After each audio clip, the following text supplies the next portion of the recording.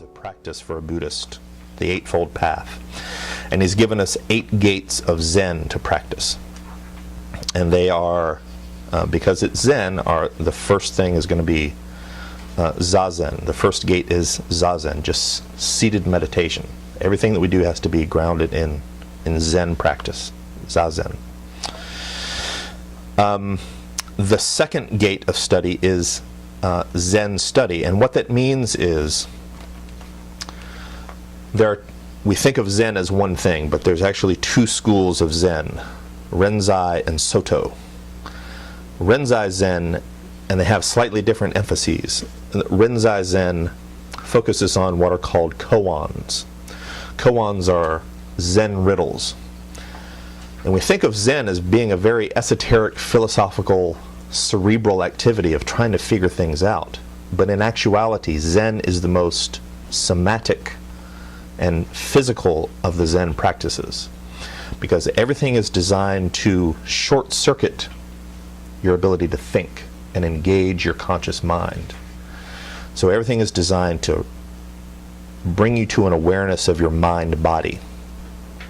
And these Zen koans cannot be solved intellectually, cerebrally. They can only be solved intuitively by an ever-deepening understanding of the Dharma. So Zen study, koan study, is sitting face-to-face with your teacher, and your teacher asking you, what is the sound of one hand clapping? What was your face before your parents were born? That kind of thing. You can't figure these things out intellectually. You have to sit and wrestle with them. The third gate of Zen is academic study. And I'll just read what Luri Roshi has to say about academic study. The founder of Zen, Bodhidharma, said that Zen does not rely on words and letters. This does not mean, however, that language and academic study do not have a place in Zen training.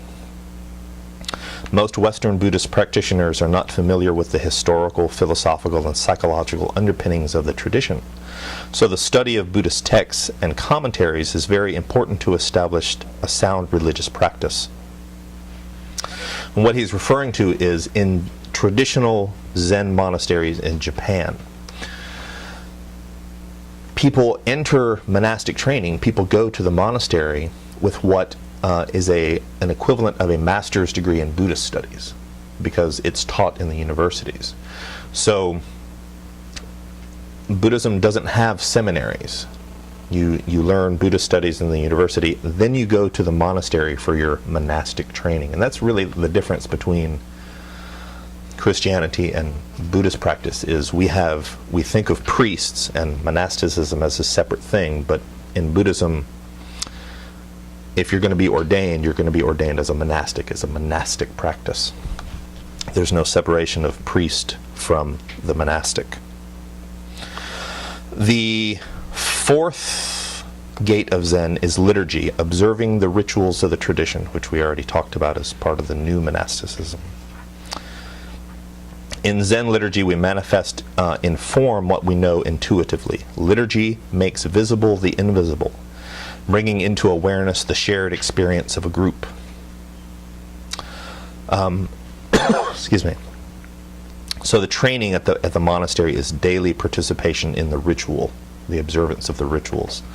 Zazen, chanting, bowing, praying, making offerings, and the whole liturgical stuff that they do. The fifth gate is right action, social engagement. So Bernie Glassman, again, is a big advocate and teacher of social justice applications of Zen. But it's an important part of the 8 gates training as well. So people are encouraged at Zen Mountain to engage in works of social justice. The 6th gate is art practice. So everyone who engages in the training is encouraged to develop a practice of some sort of creativity with clay, paints. flower arranging, calligraphy, brushwork, photography. Lurie Roshi was a avid photographer. The seventh gate is body practice. So part of your training matrix at Zen Mountain is engaging in some sort of somatic practice of yoga, tai chi, martial arts, running. Every year they have a Kyudo retreat, which is Zen archery. But the body practice doesn't just apply to these yoga and things like that. It also refers to being Zen about how do you wash your face? How do you brush your teeth? How do you go to the bathroom? Those are body practices. Being mindful of what's going on in those activities. And finally, the eighth gate is work practice, engaging in a right livelihood. So when you go on retreat at the monastery, there's a period of the day set aside for caretaking and work practice. So you do all of this in silence, working. When I was there, I went out to the garden and shoveled compost for 2 hours, silently, just shoveling compost. And the trick is to maintain your mindfulness while you're doing that, shoveling compost or scrubbing the floor for 2 hours. So, work practice. But this carries on into, how do you earn a living?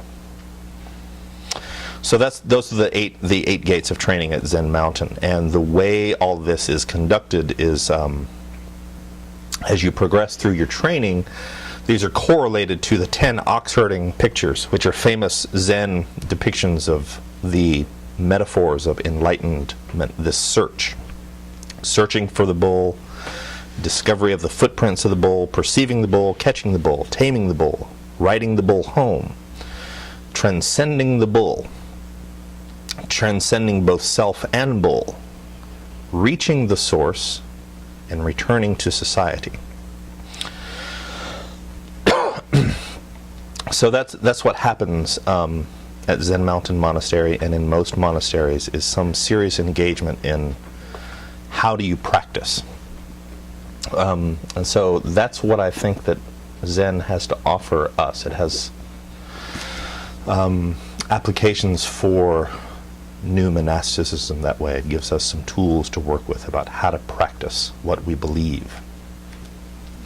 Two other books I think that are just helpful about how rigorous Zen training can be. This is Eat, Sleep, Sit.